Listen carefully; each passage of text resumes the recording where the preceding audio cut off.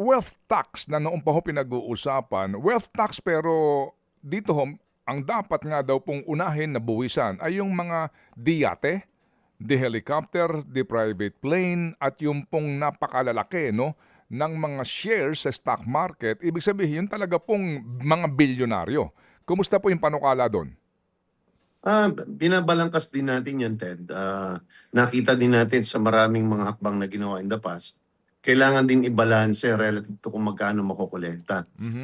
Kung ang kagalingan kasi ng mga accountant at abogado ng mga mayayaman, ang kanilang asset ay hindi po nasa pangalan nila.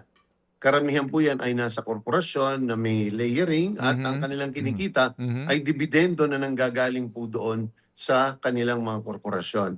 So, bagamat ito i-impose natin ng buwis, kung ano man, at ngayon matataas na po ang buwis dyan, pinag-aaralan din po natin yan. Pero sa nakikita natin, Ted, hindi rin ganun kalaki ang magiging makokolekta natin dyan. Ang tingin ko pa ay mas taasan natin siguro yung income tax para doon sa talagang ultra-rich.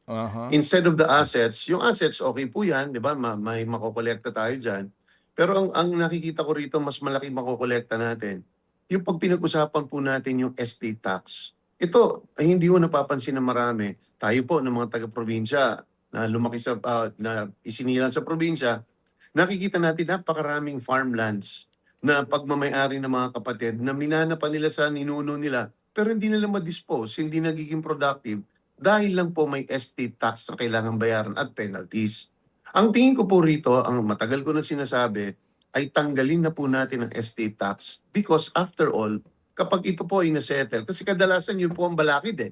Hindi po nila masettle dahil wala pong may gustong sa magkakapatid na mauna tumaya para bayaran ito pati yung penalties kasi it's not going to be worth it. Pero nasa stock yung property, walang pakinabang yung pamilya, sabi ko, tanggalin na natin yan kasi oras na tinanggal natin yan at ibinenta din nila yan, meron namang babayarang capital gains eh.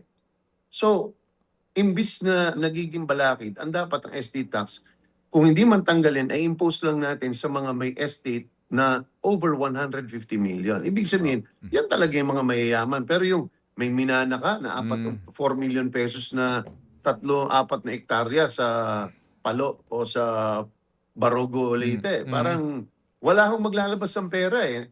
So, ito, malaki ang tingin ko makukolekta ho dito in the form of capital gains because malilibre na po ito mga ari-arian na ito, yung mga eredero magkakapera pa.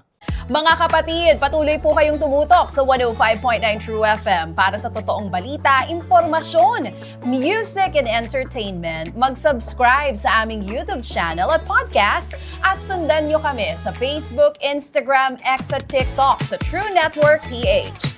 Bisitahin din po ang aming official website, truefm.ph.